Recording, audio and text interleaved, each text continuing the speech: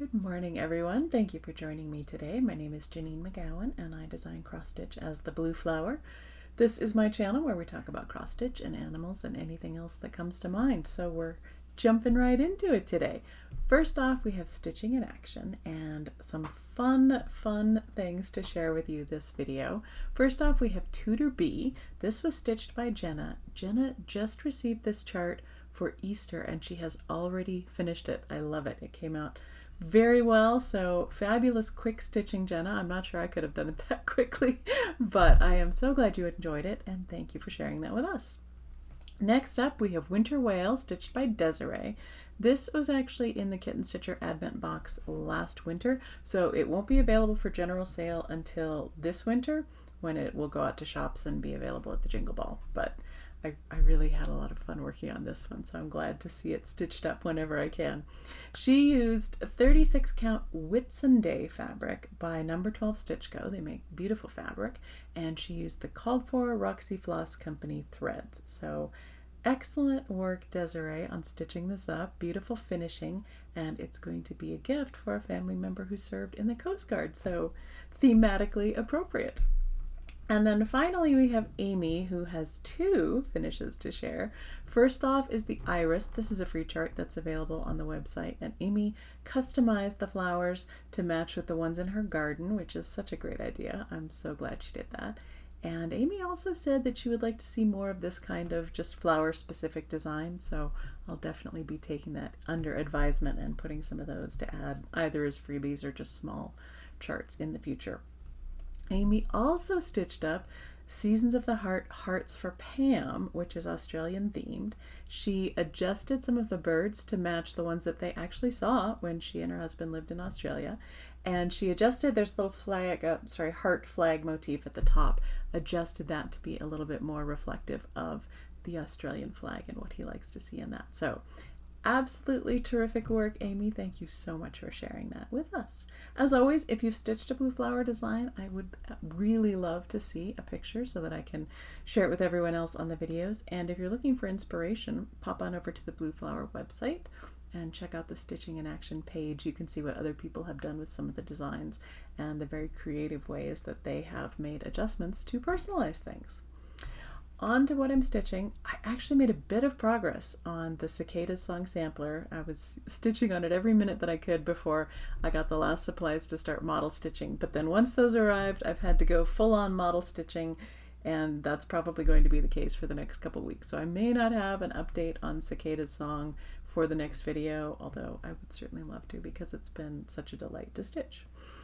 Okay, Stash Spotlight. This one, this is a funny one. I saw these little cat scissors the other day, and I want to say it was on the Starlight Stitchery post on Instagram, but it's just this little tube. It's got a little, they're actually soft little cat paw pads, and then when you pull it out of its case, it's scissors. I just I love it so much.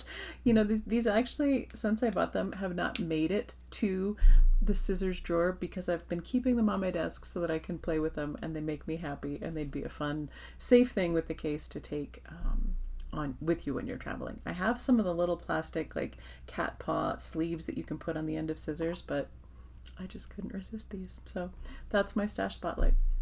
On to World Around. For reasons which will become clear later, I have chosen the mountain quail. That is a bird that technically we could see where we live, although it would be pretty uncommon unless you're out hiking up in the mountains.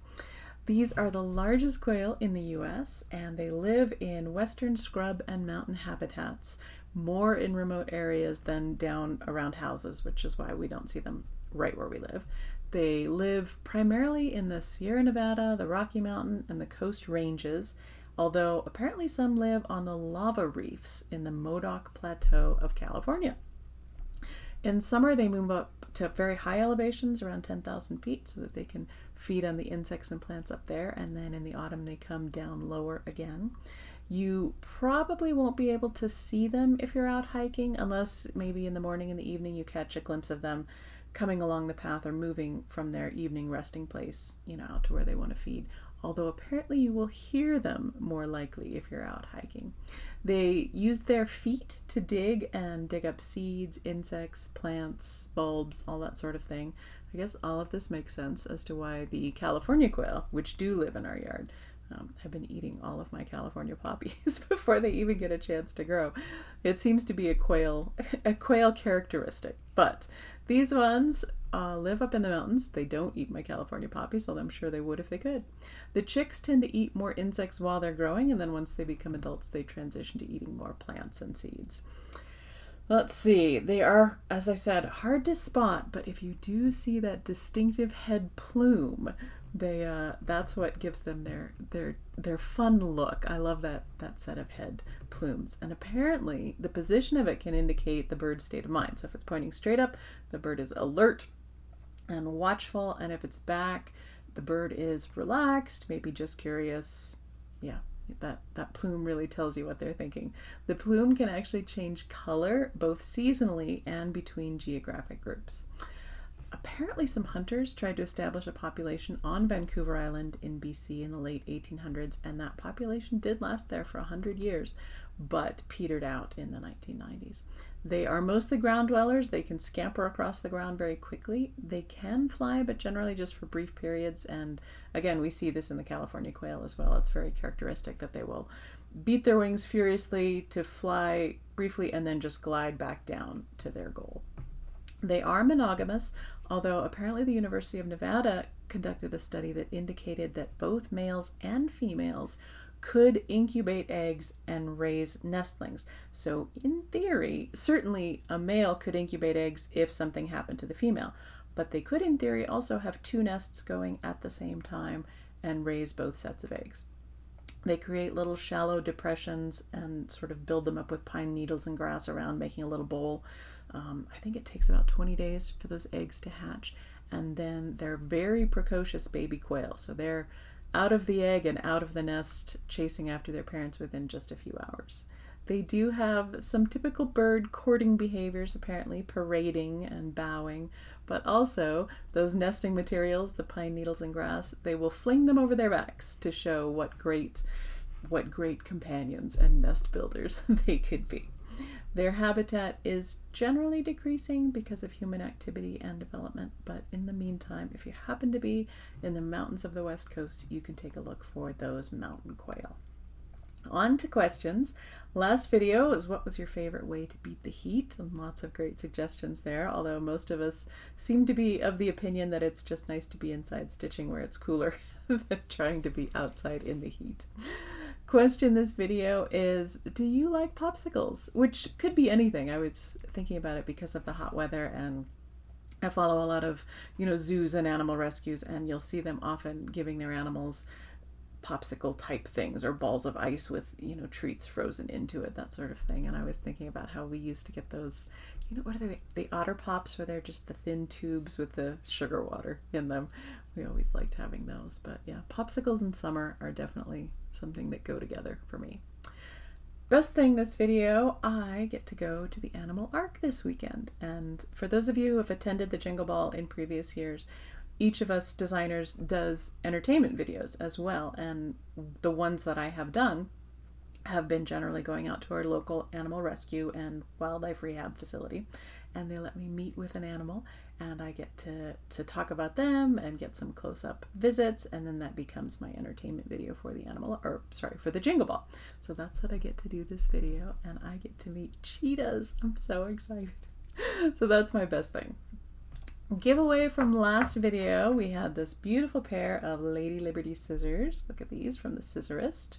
Lots of great comments on those. I'm not surprised, they're very popular.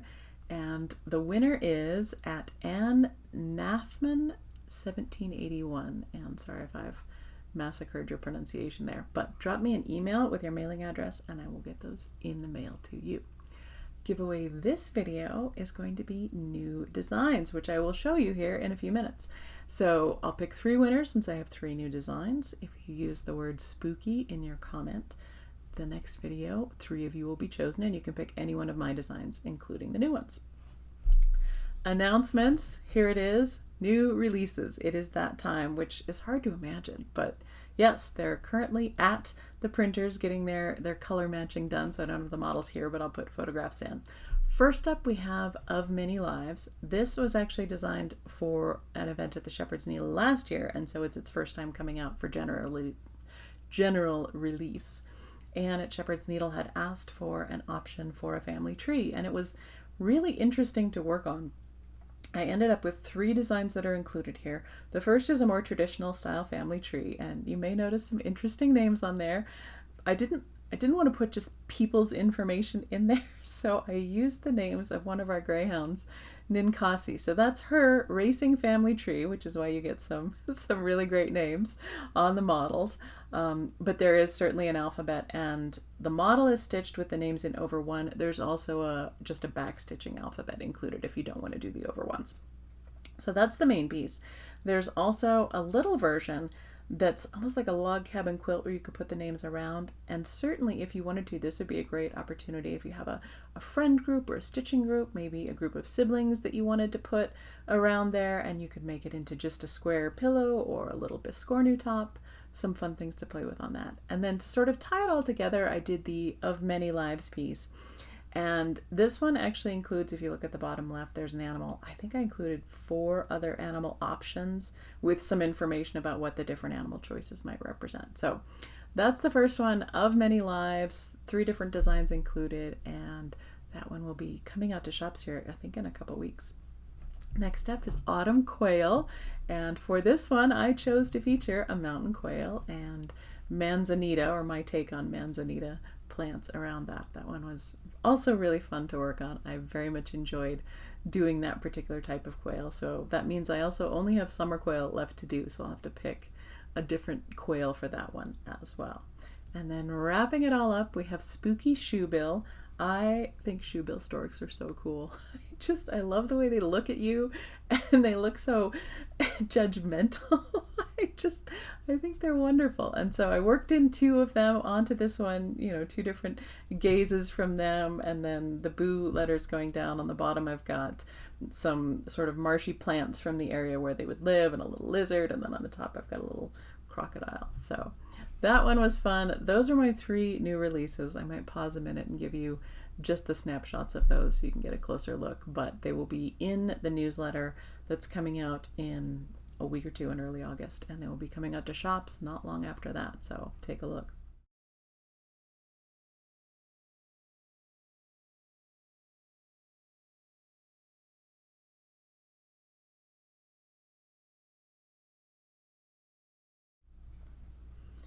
That's actually it for me today. This is probably a quickie, but sometimes they are. And we just have a puppy video at the end. I hope you're having a lovely weekend, or whenever you're watching this, and I look forward to chatting with you again in a couple of weeks. Thanks so much for joining me today, and enjoy the rest of your day. Bye-bye.